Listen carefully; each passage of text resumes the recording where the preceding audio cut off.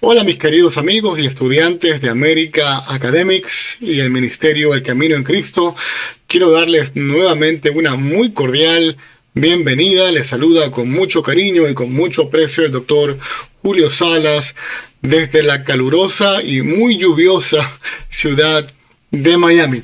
En esta oportunidad, hablando de lluviosa, pues estuve estudiando esta semana el libro de Génesis, específicamente el capítulo 7 de Génesis, en el recuento del diluvio, el gran diluvio universal, como es conocido en el mundo hispano, en español. Así es que cuando comencé a estudiar esta sección del libro de Génesis, también me vinieron preguntas, así que me asistí con la inteligencia artificial para tener algunas ideas, por lo menos matemáticas, no bíblicas. A la ChatGPT no se le pregunta cosas teológicas. Se le puede preguntar cosas matemáticas, probabilidades, cosas así para poder complementar, pero no para aspectos teológicos ni para preguntar cosas de ese tipo. Para eso tenemos el conocimiento que Dios nos ha dado en las escrituras y cosas así. Pero bueno, me entró la curiosidad. Y ustedes saben que la ciudad de Miami es una ciudad muy, pero muy lluviosa, muy calurosa y por ende, obviamente, muy lluviosa. En la ciudad de Miami, y me imagino que en otras ciudades debe ser muy parecido, cuando usted excava un hoyo en el piso, en el suelo, pues se encuentra agua a unos cuantos pies de profundidad y usted ya puede encontrar agua. Tanto es así que para poder construir condominios y carreteras, etcétera, es muy conocido hacer grandes huecos en la tierra y de allí se crean lagunas artificiales muy bonitas, dicho sea de paso, y esa tierra es la que es utilizada para poder construir carreteras, puentes, etcétera, para relleno de las carreteras, ¿no? Muy conocido es aquí en los Estados en Miami, una carretera que se llama el 826. Y usted ve, si usted vive en Miami o conoce Miami, la carretera 826, cerquita allí por la 40 acá, y aproximadamente hay un lago enorme. Y me cuentan que hace décadas atrás ese lago, eso no era un lago, era una tierra que, pues, para poder construir esa carretera tuvieron que sacar cantidad de agua. Hoy en día ese es un lago bastante profundo, pero es un lago artificial. Dicha esta introducción, porque estamos estudiando el día de hoy, o quiero por lo menos que podamos comprender juntos algunas cosas del libro de Génesis, y en específico el diluvio. Porque es muy fácil leerlo en las escrituras, pero otra cosa es tenerlo y tratar de por lo menos imaginarnos la situación que se origina durante este diluvio. Ciertamente, leerlo en un libro es muy deportivo, por llamarlo así, pero poder comprenderlo vivencialmente lo más que se pueda, creo que nos ayudaría a comprender un poco mejor el texto. Dice que en Génesis 7:4 dice lo siguiente. Acá tengo mi Biblia electrónica por acá, que es mucho más fácil. 7:4 dice: For 7 days, por 7 días, yo enviaré lluvia sobre la tierra, 40 días y 40 noches, y cada ser viviente que yo he creado morirá de la faz, o desaparecerá de la faz de la tierra. Son las palabras textuales del Señor, de Dios, ¿no? Ahora, si entendemos, quiero acotar esto, estoy conectando con el libro de Judas, versículo 5, tiene un solo capítulo. Quien ejecuta el diluvio es quien sería conocido en el futuro como el Señor Jesucristo, el Cristo preencarnado. Cuando ustedes conocen mejor al Señor Jesucristo, vamos a ver que no es el Jesucito que mucha gente pretende imaginarlo, sino es el poderosísimo, eterno Dios con nosotros. A tal punto que hasta los propios demonios lo conocen mejor que nosotros mismos, porque el endemoniado gadareno, los demonios cuando vieron a Cristo no lo recibieron con una pancarta dándole una bienvenida, ¿no? Estuvieron pero llenos de pánico y aterrorizados de que Cristo mismo, Dios, el Hijo, esté en medio de ellos. Pero en fin, vamos a regresar a la cronología bíblica y vamos a volver a nuestra narrativa del diluvio. Entonces tenemos en Génesis 4 que Dios ordena que va a llover por 40 días y por 40 noches y que todo va a desaparecer de la faz de la tierra. Luego tenemos en el versículo 10, dice aquí, después de que ocurre todo esto, y luego de 7 días las aguas subieron de la tierra. Perdón. Bueno, tengo acá las notas que están un poco en desorden, pero bueno, a lo que quiero llegar, cuando, por lo menos en Miami, cuando ha llovido 1 o 2 horas, solamente quiero que lo figuremos un poco, de una manera práctica. Hemos llegado aquí en momentos de mucha lluvia, que el agua llega por una lluvia de 1 hora, aproximadamente 1 hora, 2 horas. A uno le puede llegar el agua hasta las rodillas.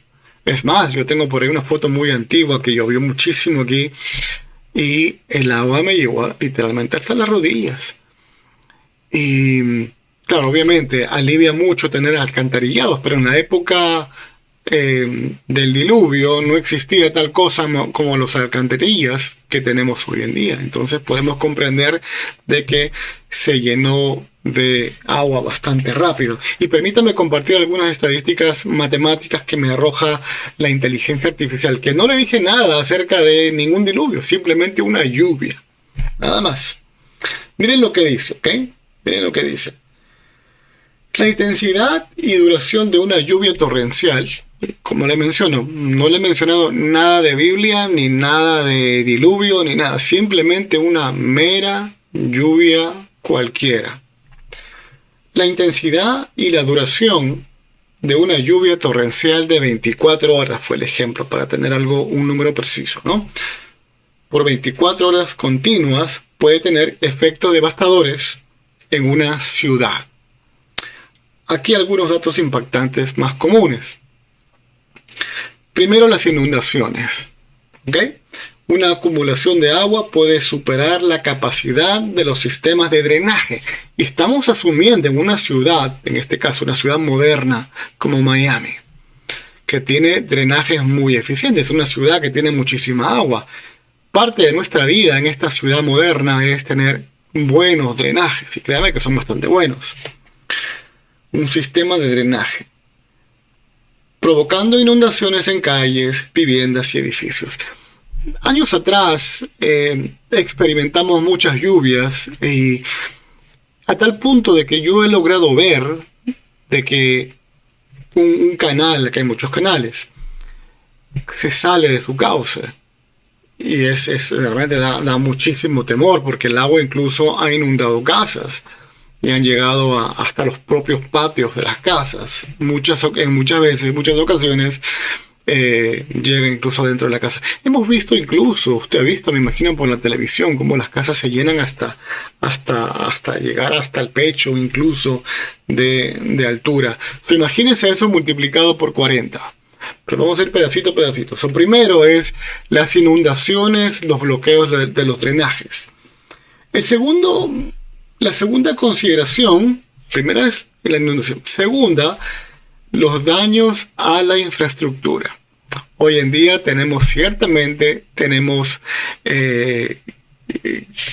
sistemas de construcción mucho más superiores al pasado. En el pasado se utilizaba el barro, se utilizaban de repente elementos más primitivos. Hoy en día, con todo y esto, con concreto y con todo, de igual manera, hay daños a la infraestructura. El exceso de agua puede dañar carreteras, puentes, edificaciones y puede interrumpir el suministro de servicios básicos como la electricidad y el agua potable. Entonces la segunda El segundo aspecto que es importante recordar, imagínense que estamos en el momento del diluvio. Número 1, inundaciones inevitables. Ya con eso causa tremenda cantidad de incomodidades. Y cuando llueve únicamente uno está limitado hasta dentro de la casa, imagínense estar fuera. Obviamente agregando estas cosas, hipotermia. No sé, todo tipo de cosas que uno va experimentando cuando uno está realmente en los elementos, en medio de los elementos. Tercero, dependiendo en donde usted viva, los deslizamientos de tierra. En áreas montañosas o pendientes pronunciadas, la lluvia intensa puede provocar deslizamientos de tierra, poniendo en peligro vidas humanas y propiedades. Nuevamente, tenemos el efecto devastador del agua. Particularmente en áreas montañosas, en el Perú, por ejemplo, en áreas de la cordillera de los Andes, donde hay mucha montaña, es relativamente común ver estos deslizamientos. También en partes de Europa también se ven estos deslizamientos de tierra, cuando hay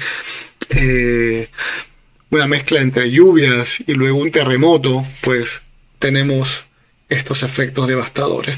Luego tenemos la contaminación del agua. Obviamente, el agua en este momento, el primer día, caramba, todo está recién mojado, por llamarlo así.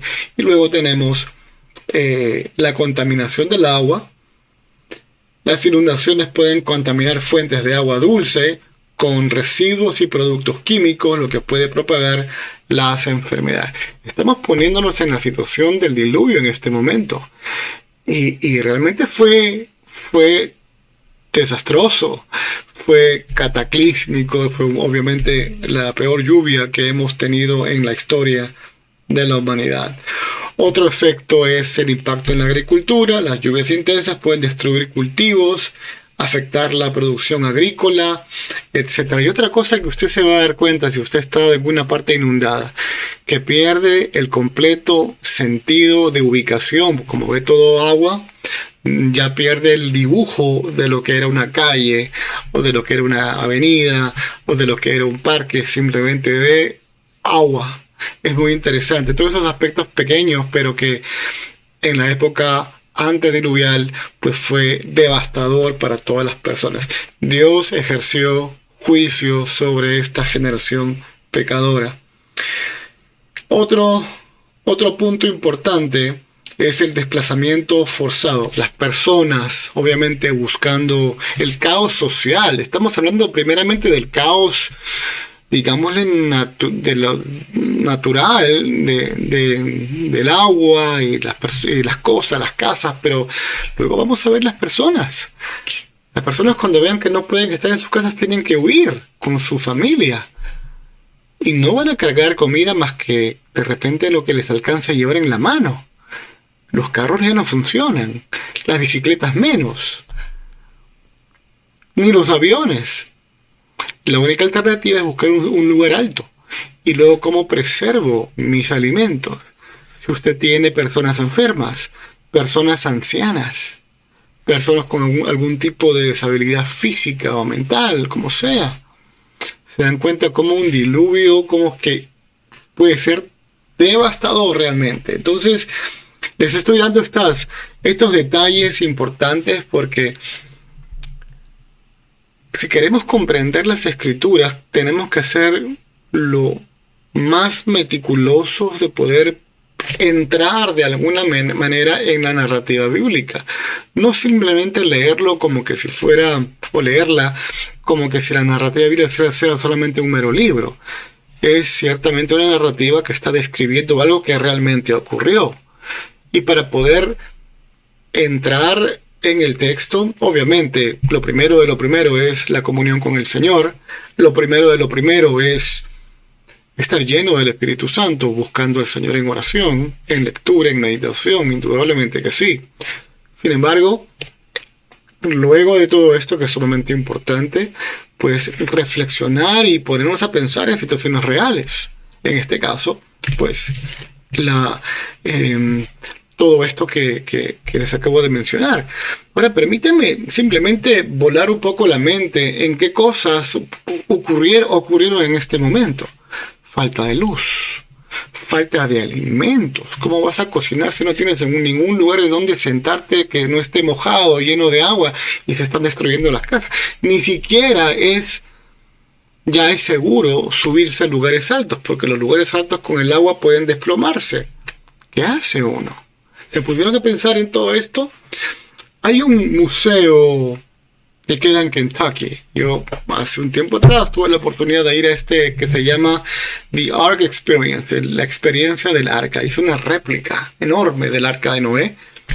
Y ahí le recomiendo, si usted algún día va para Kentucky, le recomiendo que vaya a The Ark Experience, la experiencia del arca, que es un museo temático cristiano, y le muestran el arca de Noé, en unas dimensiones reales.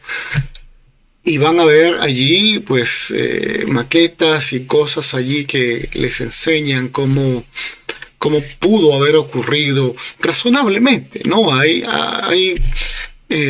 cosas que uno puede asumir razonablemente. Si está lloviendo, no voy a poder hacer fuego, es obvio, ¿no? Tendré que comer las cosas medias crudas o así nomás, hasta que haya alimentos. ¿Se dan cuenta de lo terrible que pudo haber sido o fue este momento tan devastador, de verdad que terrorífico? No hay luz, no hay comida, no hay baños, no hay servicios médicos, no tienes hogares, no hay lugares altos, porque todo lugar alto es peligroso, porque obviamente el agua destruye las simientes de ese lugar, ¿no? Te toca estar bajo el agua, o de repente subirse a los montes, y los montes obviamente con peligro de deslizarse. Y no solamente eso, sino que también todas las personas, los miles o millones, cuantas personas habrán sido, también buscando el mismo refugio en ese mismo lugar, y las peleas por querer sobrevivir, y el más fuerte buscar el refugio, y los más débiles, pues resignarse a morir ahogados, madres de familia, y gente cobrando, quién sabe, por llevarte un poquito más alto. ¿Se imaginan todo el caos? Estoy tratando de imaginármelo, y no es conociendo un poco y entendiendo un poco acerca de la naturaleza pecaminosa del ser humano, nos daremos cuenta de que es totalmente razonable. Pónganse a pensar de lo bondadoso que es Dios, de luego del diluvio decir que nunca va a inundar a la tierra nuevamente. Pero aún con todo, el juicio de Dios también llega. O en el caso de Sodoma y Gomorra, y así más modernos, por ejemplo, Pompeya, no está en la Biblia, pero bueno, obviamente.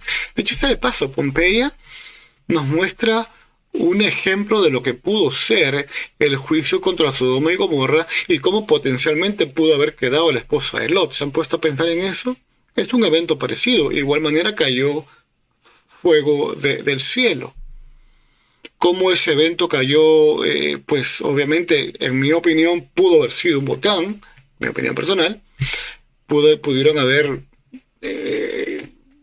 habido formas de la cual pudo haber llovido fuego del cielo. Tenemos que aprender a interpretar un poco el texto antiguo. Volviendo entonces a nuestro relato del libro de Génesis, permítanme ir al capítulo para que lo podamos tratar de digerir un poco mejor, ¿ok? Génesis 7. Ok, Génesis. Miren lo que dice Génesis. Voy a traducirlo de inglés, lo tengo en inglés ahora. No tengo. Permítanme buscarlo en español, que creo que va a ser un poco más fácil. Give me one second. Génesis 7. Reina Valera del 60. Luego dijo el Señor Jehová a Noé: entra tú y toda tu casa en el arca, porque a ti he visto justo delante de mí en esta generación. Y le da una lista de los animales que pueden entrar, etcétera, etcétera, etcétera. Dice aquí que ellos entraron en el arca en el año 600 de Noé, el segundo mes, el día 10º, Noé entró en el arca. Es muy interesante que nos da el relato el relato incluso puntual de la fecha exacta en el cual entró Noé en el arca. Obviamente nos muestra incluso de que estas personas tenían un sistema de calendario, de repente no como el nuestro hoy en día, tenía un sistema de calendario de ellos utilizado en esa época, ¿no? Luego tenemos en el año 600, en esta misma fecha, Noé ingresa en el arca y la inundación o el diluvio inicia. Las aguas inundaron la tierra por 150 días. 150 días. Les voy a dar el número ahora que da la inteligencia artificial. Si es que en un día la inundación, dice acá, puede inundar aproximadamente, por acá lo tengo. La inundación en un día puede inundar aproximadamente 48 pulgadas de agua. 48 pulgadas de agua en un día, que sería aproximadamente, pues, de repente 50 centímetros, más posiblemente, y multiplicado por 40 días, estamos hablando de unos 1920 pulgadas de altura, que equivale a casi 50 metros, 48.77 metros.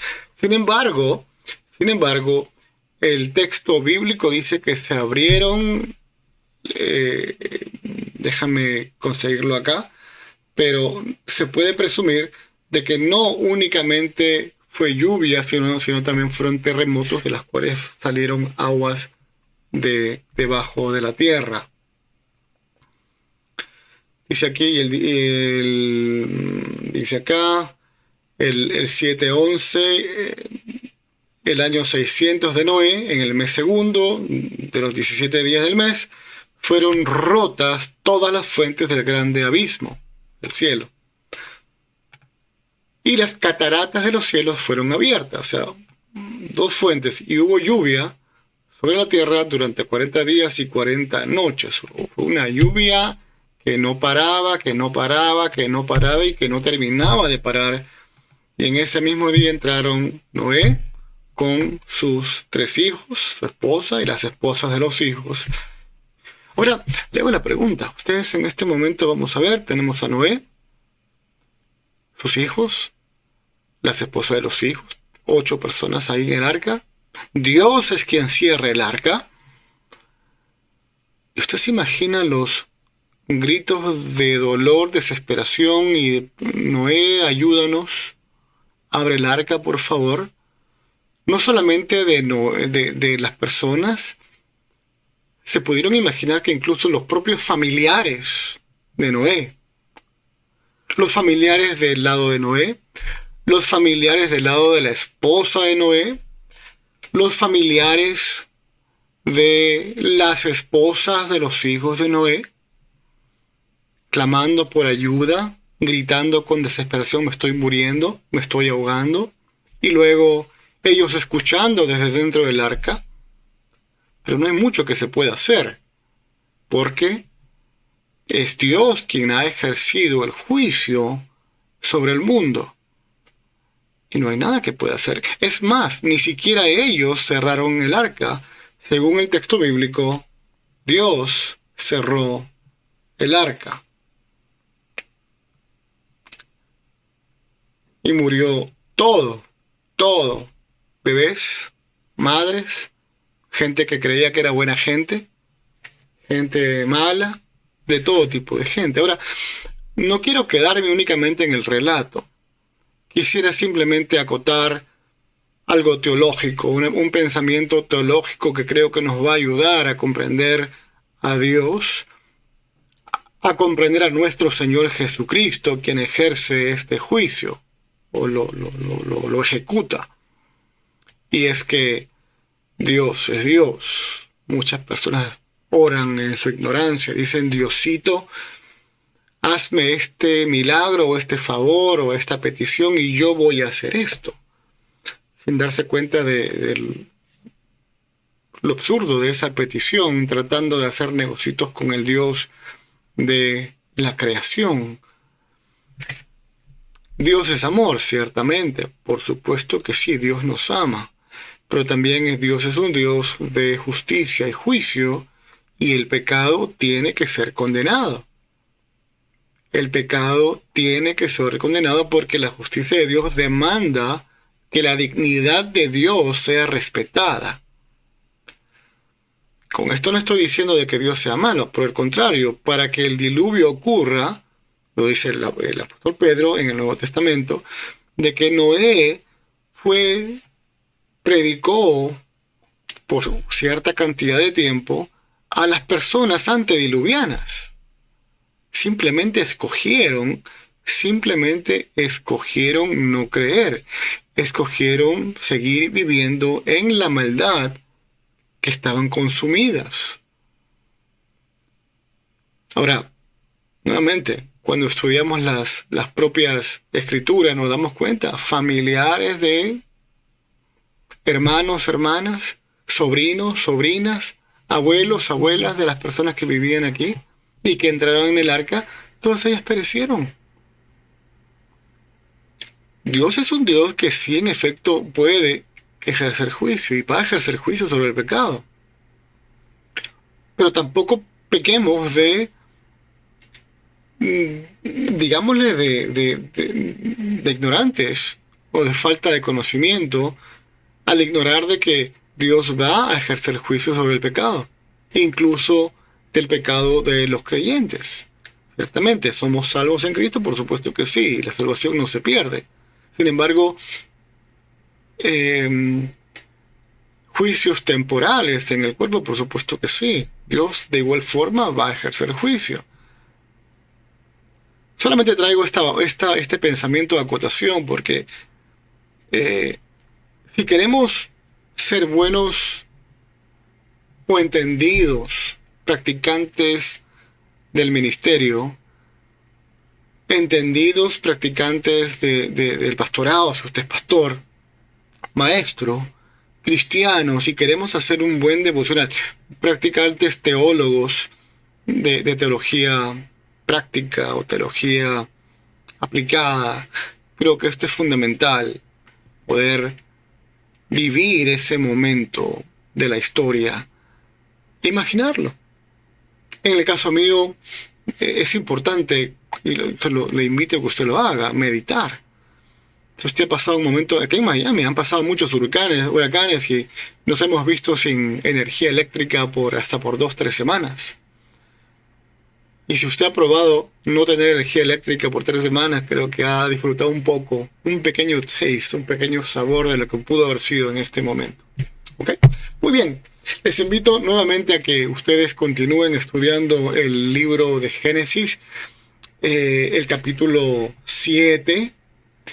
El capítulo 6 da un inicio del porqué, pero el capítulo 7 ya entra en detalles más profundos. Obviamente el capítulo 6 nos habla de la causa, y la causa del diluvio fue la maldad extrema que sobrepasó niveles de que Dios dijo hasta aquí no más. Pero para que Dios diga hasta aquí no más, si comprendemos la personalidad de Dios y la paciencia de Dios, tomando el ejemplo, por ejemplo, de Lot, en el caso de Sodoma y Gomorra, no es que Dios ejerce juicio porque ejerce juicio y simplemente cae el juicio. Dios es sumamente paciente. Cuando estudiamos el desarrollo de los juicios de Dios en el Antiguo Testamento, por lo menos, vamos a ver que para que Dios ejerza juicio, Dios ha tenido que haber mandado personas para que proclamen el Evangelio. Desde este tiempo, ¿no? Este arrepentimiento. En el caso de Jonás, en el caso de Sodoma y Gomorra, tuvieron a Lot, tuvieron al justo Lot, como se le llama. Y aún con todo, no se arrepintieron. ¿Cuánto es el tiempo típico? Según lo que estudió en las Escrituras, 200 a 300 años digámosles, de tiempo de arrepentimiento. No puedo decir cuánto tiempo más o menos, pero más o menos es el tiempo que estoy viendo que tomó para ciertas civilizaciones arrepentirse antes que caiga el juicio divino. ¿Cuánto habrá ocurrido? ¿Cuánto tiempo habrá transcurrido en las Escrituras? En Génesis no lo sabemos, pero creo que Dios da muchísimo tiempo de arrepentimiento para que una civilización se arrepienta. Muy bien. Que Dios les bendiga grandemente, mis amigos. Compartan esta grabación y continúen estudiando sus módulos dependiendo de la escuela que estén estudiando, la escuela de teología, de estudios bíblicos o la escuela de ministerio. Pronto también tendré algunas noticias muy, creo que, alentadoras para quienes deseen un curso directamente conmigo, dictado conmigo para una certificación o incluso un diplomado en el futuro. Pero pronto les estaré dando un poco más de noticias al respecto. Un fuerte abrazo, mis amigos, mis hermanos, y que Dios les continúe bendiciendo. Y nuevamente, amen al Señor con toda su mente, con todo su corazón y con todas sus fuerzas. Búsquelo por la mañana, por la tarde, por la noche. Acknowledge Him. Reconozcan a Dios en todas las cosas que ustedes hacen, para que el Señor les bendiga. Y cuando digo les bendiga, no estoy hablando de que les bendiga económicamente, porque Dios no tiene ninguna obligación con ustedes. Sin embargo, el hecho de amar a Dios nos bendice porque sentimos la paz que Él promete, las promesas que Él nos da, la promesa de sentirnos en una mente con Él. Eso es lo más grande, porque estamos yendo todos camino a la eternidad. No busque las cosas placenteras de acá, de la vida que está por terminar. Nuestra vida es corta y terminamos en esta tierra, pero estamos todos, los seres humanos, camino a la eternidad. Tanto a condenación, a aquellos que no aceptan a Cristo, como también a bendición y vida eterna, a aquellos que hemos aceptado y que Dios nos ha permitido ser salvos. Recordemos que no tenemos la capacidad, el ser humano no creyente, no nacido de nuevo, no tiene la capacidad de ser salvo, ni siquiera de escoger a Dios. Solamente por la bondad de Dios es que somos salvos y que Dios nos escoge, nos predestina y somos salvos por Él. Ciertamente, humanamente vamos a pensar de que hemos escogido a Dios. De repente al comienzo vamos a pensar eso, oye, he escogido a Dios. No, no has escogido a Dios. Dios se apiadó de ti y te dio ese sentido de arrepentimiento que solamente tú lo tomaste y te arrepentiste, entre comillas, pero fue Dios realmente dándote ese sentir y el querer para que lo puedas hacer. Aun con todo, Dios es nuestro Dios de salvación. Muy bien, Dios les bendiga grandemente, un fuerte abrazo a todos, compartan esta transmisión, compartan esta grabación y no se olviden de hacerle clic en la campanita de actualizaciones. ¿Okay? Un fuerte abrazo, que Dios les bendiga.